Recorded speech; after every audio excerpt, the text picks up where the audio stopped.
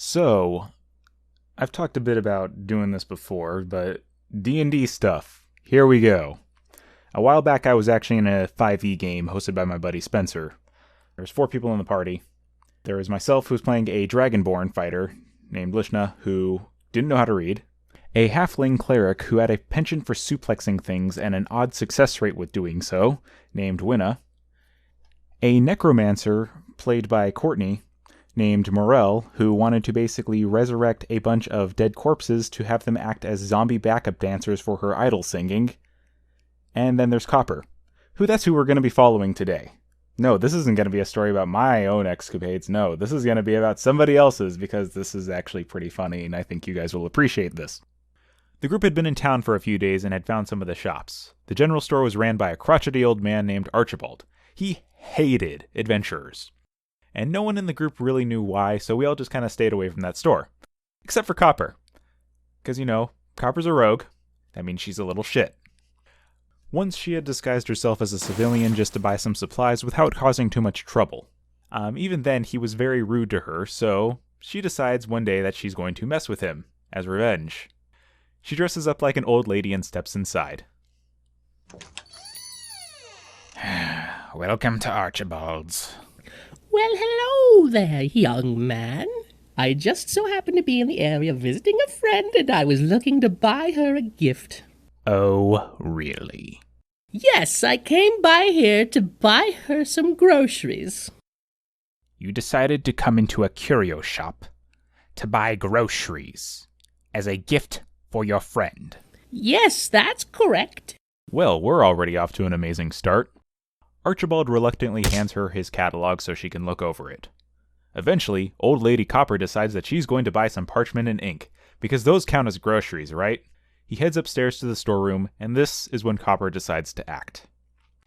She starts looking around, looking for things to steal.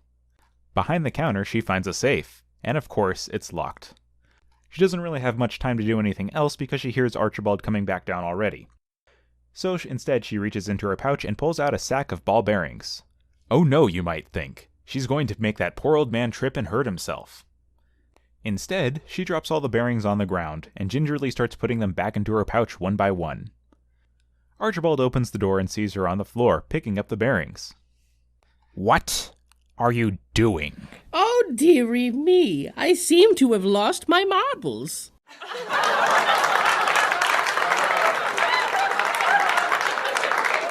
So Baldy gives her a death stare for a while, namely so everyone can stop laughing, and Copper starts rambling into a story. She talks about her friend that she's visiting, how they first met, what they plan to do together, what they enjoy eating together, where she lives, what her name is, about her family, on and on and on, in the most senseless, drawn-out story that you can imagine. While doing this, between the bearings on the floor is some dust and sand, which Copper picks up between her fingers. In between the rambling, there's small utterances of an incantation, while the hands stealthily go through a few additional hand motions. Archibald, fed up with this woman, doesn't really notice. It's worth noting that Copper isn't just a thief. She's an arcane trickster. And by the combination of these actions and materials, she's able to cast the spell Sleep. Archibald suddenly finds himself blinking, and then slumps down and passes out on the floor. Now, Copper wastes a bit of time looking in the back room, looking around, etc., trying to find what else she can. The effects of sleep aren't indefinite, and she's wasting time and soon realizes this. Copper wants to try the safe again, so she scoots back to her old spot and opts to use her invisible mage hand to look through Archibald's shirt pocket to find his keys. At least if he were to wake up at this point, she could just release her mage hand and just feign innocence, making it look like he had just dropped his keys. Fortunately, he doesn't stir yet, but she finds 10 keys in total and has no idea which one will work. Spencer rolls a d10 and lets Copper partake in a guessing game. There's only about 3 turns remaining until Archibald wakes up at this point, and it will take 1 turn to try a key. Copper tries key number 7 to a failure, as Archibald starts to stir. She tries key number 2, and the lock clicks, and miraculously she has opened the safe. She has just enough time to shovel everything into her bag, key ring included, and then goes back to picking up the last of her marbles. Oh my, you seem to have nodded off there. Have you been getting enough sleep, young man? Archibald, though irritated, still suspects nothing. Copper apologizes for being a bother, pays for the paper, and leaves. Shortly after she leaves, Archibald realizes he can't get into a safe to deposit the coins he's just received. Fast forward a little, we're all back at the tavern, Copper's buying everyone drinks, and some friends of ours come up and tell us that there was a robbery at Archibald's today, and the guards were after leads. Lishna wound up asking why Archibald hated adventurers so much. Turns out, a long time ago, he had a daughter that would run the shop. One day, some less than noble adventurers came to town, wound up robbing the store, and murdered her in cold blood, which is why Archibald now has to take up the store once again.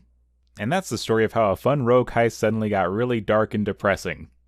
Lishna threatened to break the thief in two if she ever found them, clueless that said thief was right next to her, while Copper felt immensely guilty, as well as considerably afraid considering that Lishna was about 3 times her size and could snap her in two and would given the chance.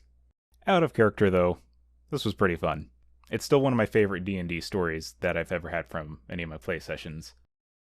So yeah, this was my first time doing a video like this. This only took me about a week to make. There will be an actual animation coming again soon, I promise. Just please be patient, it takes a while. Anyway, thanks for watching, and I will see you guys next time.